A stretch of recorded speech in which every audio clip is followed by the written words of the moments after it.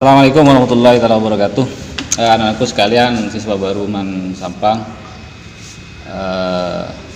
yang saya banggakan, terlepas dari semua wali kelas 10, berikut akan saya tampilkan beberapa pengantar tentang mata pelajaran informatika, baik jurusan MIPA, IPS, beserta agama. Hendaknya kalian ketika ada siswa yang belum bergabung di grup WhatsApp yang sudah saya buat, di-share saja link yang saya bagikan. Hanya beberapa anak yang menggabung. Saya harap semuanya menggabung seluruh jurusan, baik IPA, IPS, dan agama. Pengantar pertama ini di bab pertama, yaitu tentang berpikir komputasional, di mana komputasional ini semua pelajaran yang kaitannya dengan komputer itu masuk secara keseluruhan, baik itu dengan ilmu eksak, kimia ada, dan gerakan motionnya di situ ada semua nantinya. Dan berpikir komputasional, oke, ini nama saya. Jadi dalam artian berpikir komputasional itu ya seperti apa yang saya sampaikan tadi. Nama lengkap Khatibul Umam. Selanjutnya di bagian ini kita memiliki sebuah gambaran proyek. Di sini ada seseorang berpikir di depan laptop, kaitannya juga dengan perangkatnya. Dari depan laptop juga ada gadget, baik tablet, Android, beserta bolpen, apa yang mau dirancang seperti itu. Nah, kelanjutannya dalam berpikir komputasional ini ada beberapa segmen. Yang pertama, yang mungkin nanti ada penjelasan tentang algoritma di bab pertama itu, kemudian dekomposisi dan sebagainya.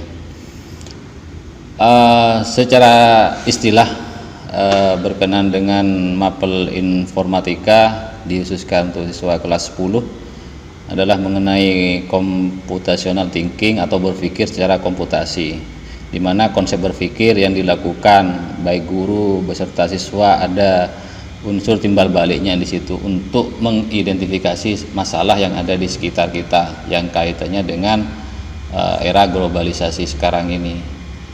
Dan pembatasan itu secara komputasi kita harus bisa paham tentang tindak tanduk di bab pertama ini yang kaitannya dengan berpikir komputasional.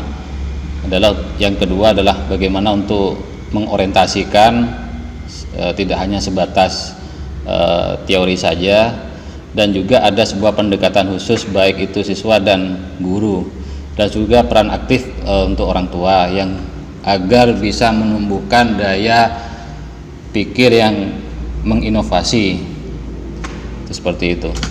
Kemudian di penjelasan apa yang saya sampaikan tadi, dekomposisi.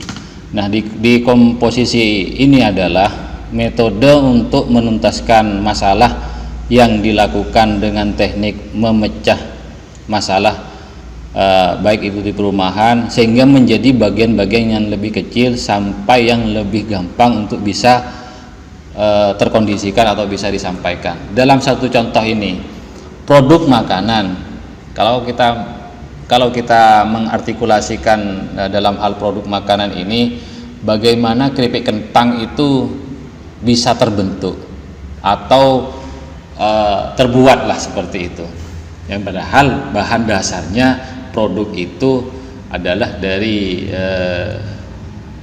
sayur-sayuran yang namanya kentang. Itu contohnya.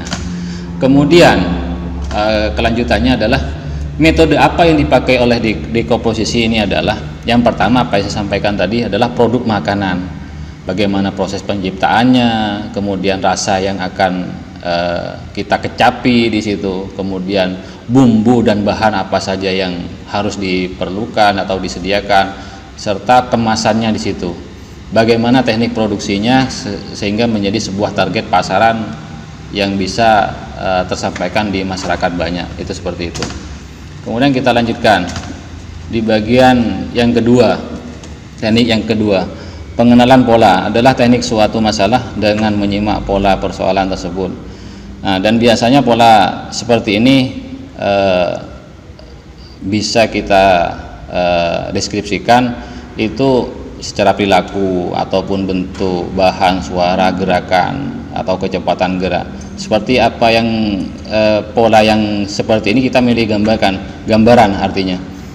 Satu contoh animasi, ada suara, ada gerakan, ada efek dan sebagainya, ada pewarnaan juga di dalamnya, itu seperti itu. Makanya di berpikir komputasional itu semuanya sifatnya konkret di situ, semua unsur-unsurnya masuk terdapat di dalamnya.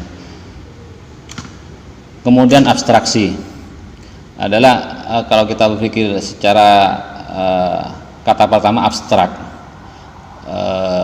adalah keterampilan memilah data yang cocok dan relevan dari data yang tidak cocok sehingga menjadi cocok, dan tidak perlu melalaikan apa yang sudah menjadi solusi di awal-awalnya, sehingga abstrak itu bisa kita katakan gambaran sebelum kita merancang suatu program di situ nantinya.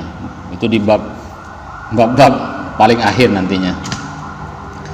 Kemudian algoritma, nah, ini agak ruwet anak-anakku sekalian kelas 10. Algoritma itu ya kita ada peran aktif baik guru, siswa, wali kelas beserta dewan guru lainnya juga kita bisa merancang seperti apa algoritma. Algoritma itu hampir mirip dengan log kalau kita bicara bahasa matematika. Di bagian algoritma ini di bagian logaritma ya rumus-rumusnya seperti apa di pelajaran eksak matematika. Ya, nanti kalian harus belajar dengan sungguh-sungguh karena semua mata pelajaran itu esensinya adalah satu berkesinambungan dengan yang lainnya. Ini sedikit yang saya sampaikan sebagai pengantar di subbab pertama, yaitu berpikir komputasional. Terima kasih. Wassalamualaikum warahmatullahi wabarakatuh.